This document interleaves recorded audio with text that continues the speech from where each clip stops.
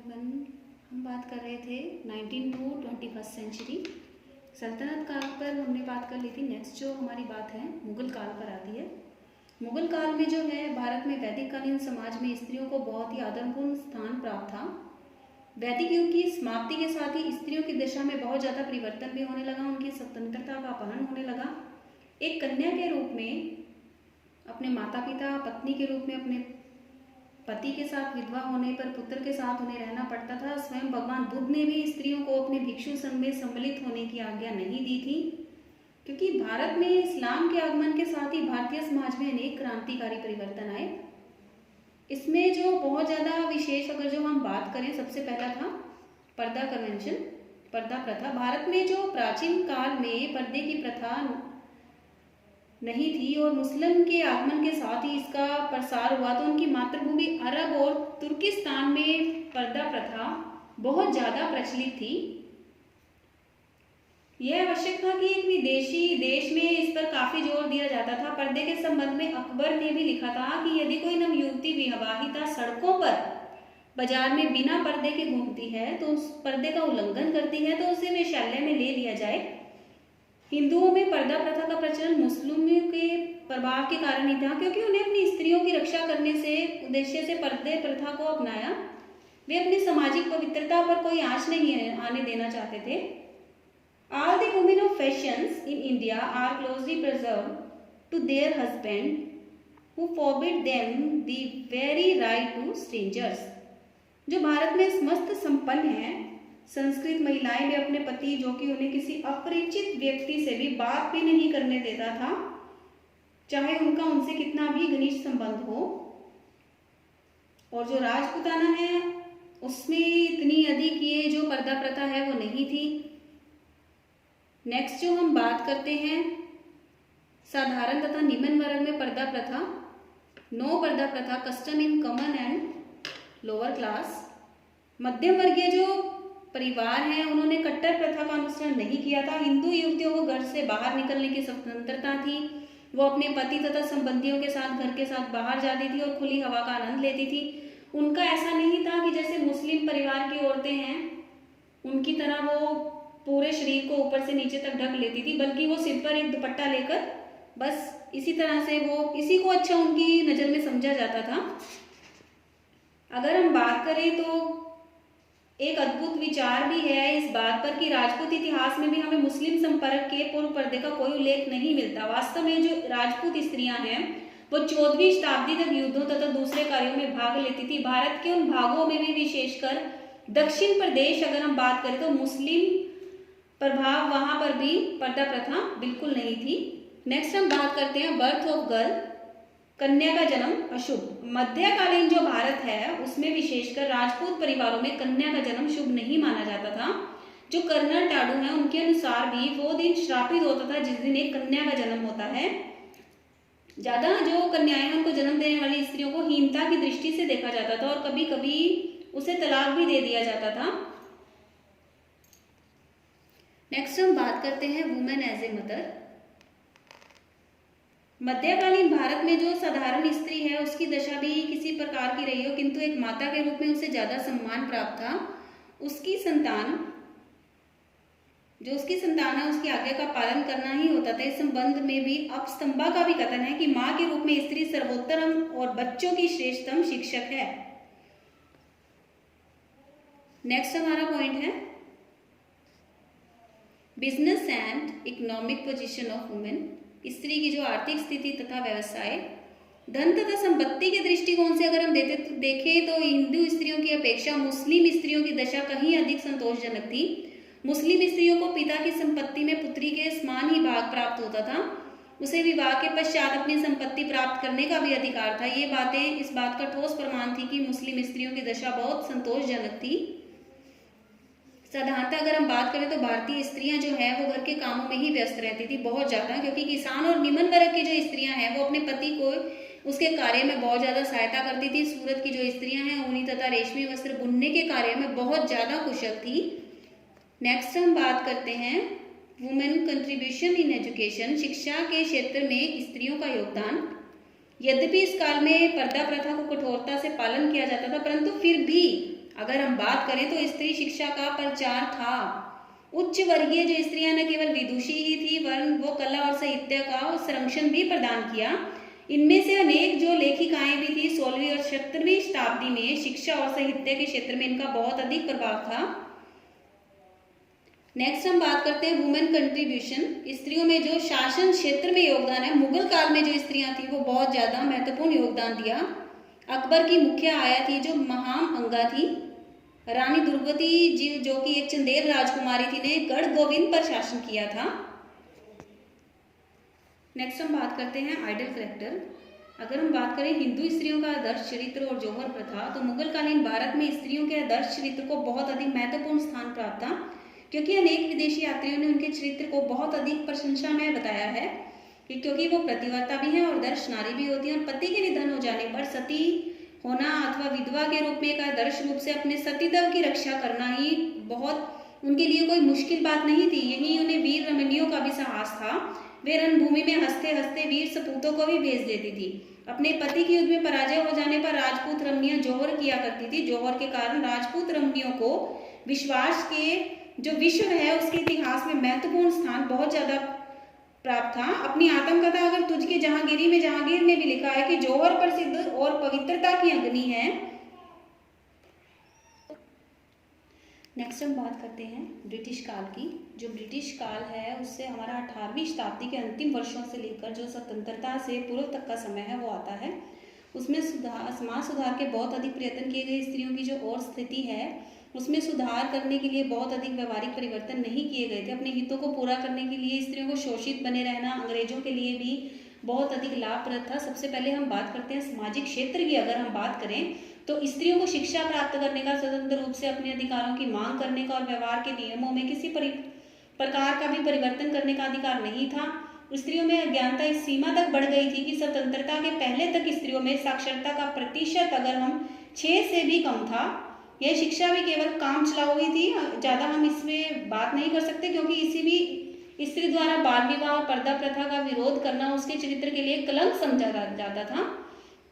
Next हम बात करते हैं पारिवारिक अगर क्षेत्र की बात करते हैं तो उसमें स्त्रियों के समस्त अधिकार समाप्त हो गए थे।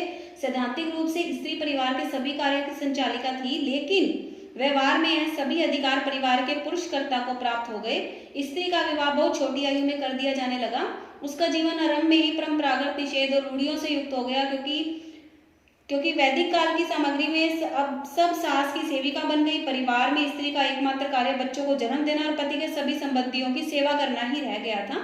आर्थिक क्षेत्र की अगर हम बात करें उसमें स्त्रियों की जो सबसे अधिक निर्योग्यताएं, अगर हम डिसेबिलिटीज की बात करें तो उन्हें संयुक्त परिवार की संपत्ति में हिस्सा प्राप्त करने से वंचित रखा जाता था, क्योंकि बल्कि स्त्रियों को अपने पिता की संपत्ति में भी हिस्सा प्राप्त करने का कोई अधिकार नहीं था, क्योंकि स्त्रियां स्वयं संपत्ति बन चुकी थी। फिर उसे संपत्ति के अधिकार किस तरीके से प्रदान किए जा सकते थे? स्त्रियों के द्वारा कोई आर्थिक क्रिया करना एक अनैतिक, स्त्री भूख और प्यास से चाहे कितनी भी संतृप्त हो, लेकिन कोई आर्थिक क्रिया करना उसकी कुलीनता और स्त्रीत्व के विरुद्ध मान लिया गया था। नेक्स्ट हम बात करते हैं राजनीतिक क्षेत्र की। उसमें स्त्रियों द्वारा हिस्सा लेने का कोई प्रश्न ही नहीं उठता। जब घर के अंदर स्त्रियों का मनमाना शोषण करने वाला पुरुष घर से बाहर अंग्रेजों का गुलाम था, तो स्त्रियों द्वारा राजनीति में भाग लेने की कल्पना भी नहीं की जा सकती थी। यद्यपि सन अगर हम 1919 के बाद की स्त्रियों को मताधिकार देने के भी प्रयत्न किए गए, इसमें उन्हें व्यवहारिक सफलता बहुत अधिक नहीं मिल सकी, क्योंकि 1937 के चुनाव में पति की शिक्षा और संपत्ति के आधार पर बहुत थोड़ी सी स्त्रियों को मताधिकार प्रदान किया गया। नेक्स्ट हम बात करते हैं factors of backward position of women. स्त्रियों की निम्न स्थिति के अगर जो कारण थे, हम वैदिक संस्कृति में स्त्रियों की स्थिति अत्यधिक उच्च थी, लेकिन ईसा के लगभग 300 ईस्वी से पूर्व उन्हें अधिकार कम आरंभ हो गए थे और बाद में अनेक परिस्थितियों के कारण स्त्रियों की सामाजिक स्थिति दासता के स्तर तक भी पहुंच गई थी। फर्स्ट ऑफ ऑल हम बात करते हैं अशिक्षा की। कुछ विद्वान हिंदू वर्ण व्यवस्था और कर्म कांडों की जटिलताओं से स्त्रियों की स्थिति का पतन कारण मानते हैं, लेकिन वास्तविकता यह है कि यदि स्त्रियां शिक्षित होती तब ना तो उन्होंने पक्षपातपूर्ण धार्मिक विधानों को स्वीकार किया होता और ना ही वो अपने अधिकारों से वंचित हो पाती। नेक्स्ट हम बात करते हैं कन्यादान का आदर्श। हिंदू संस्कृति में अगर कन्यादान के आदर्श का प्रचलन वैदिक काल से ही रहा है, लेकिन उस समय सामाजिक व्यवस्थाओं का रूप अत्यधिक परिष्कृत नहीं था। कन्यादान का आदर्श वास्तव में कन्या के लिए योग्य वर ढूंढने से संबंधित था, क्योंकि दान किसी सुपात्र बराबर को ही दिया जा सकता था। इसी भावना के आधार पर वर्ग के चुनाव में स्त्री को पूर्ण स्वतंत्रता दी जाती थी। स्मृति काल के बाद भी कन्यादान की विवेचना इसी प्रकार की जाने लगी जैसे कन्या एक वस्तु हो। नेक्स्ट हम बात करते हैं पुरुषों पर आर्थिक निर्भरता।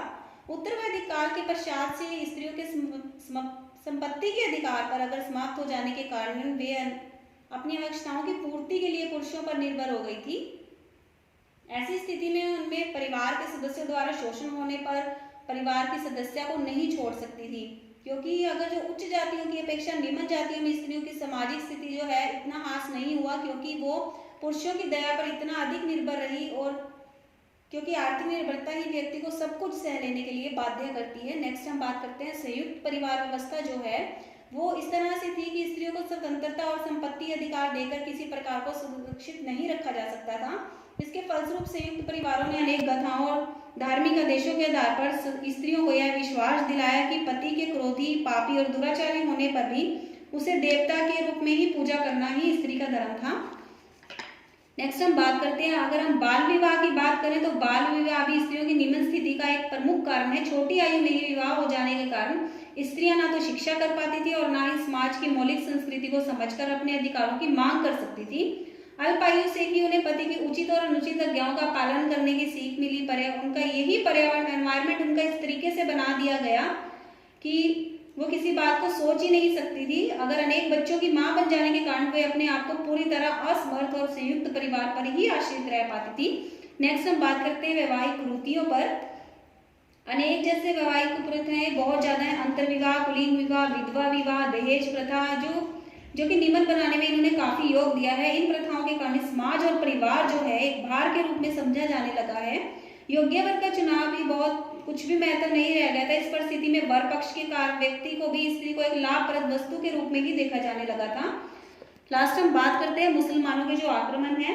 भारत पर जो मुसलमानों के आक्रमण के पश्चात स्त्रियों की जो स्थिति है उसमें बहुत तेजी से ह्रास हुआ, क्योंकि पहले जो स्त्रियों थी उसमें अधिकारों से वंचित किया जा चुका था, लेकिन तो भी स्त्रियों की स्थिति का रूप विषम नहीं था। मुसलमानों में स्त्रियों की कमी होने के कारण वे हिंदू स्त्रियों को यहाँ तक कि विधवाओं से भी विवाह करने का पूरा प्रयत्न करते थे।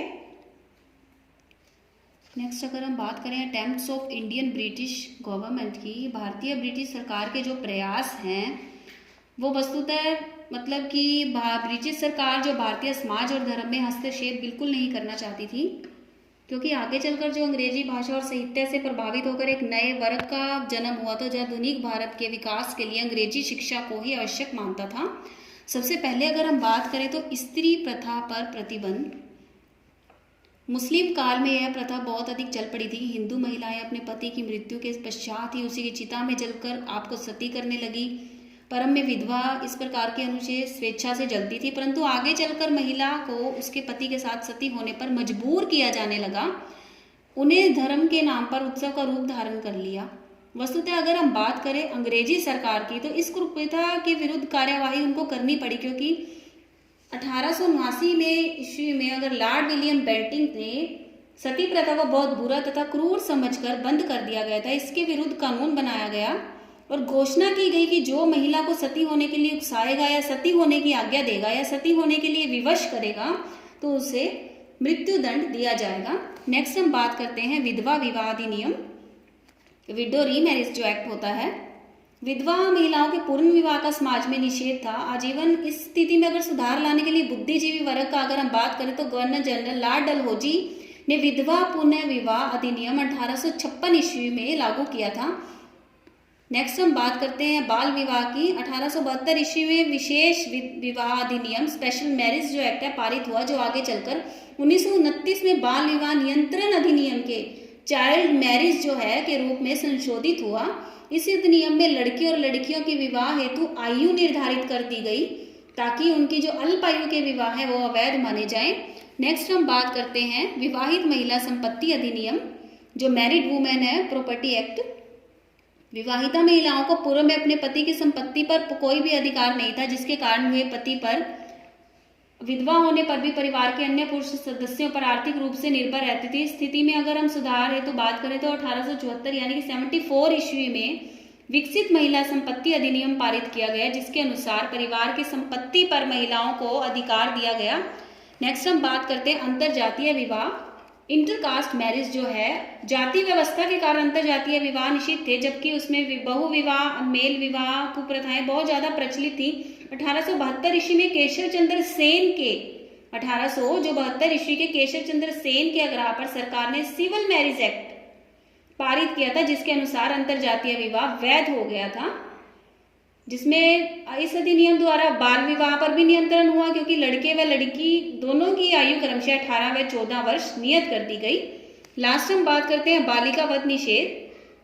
1845 ईस्वी में लॉर्ड डलहौजी ने राजपूतों तथा कुछ जो जनजातियों में प्रचलित बालिका वध को निषिद्ध कर दिया गया और बालिकाओं के प्रति लोगों का दृष्टिकोण उदार बनाया गया।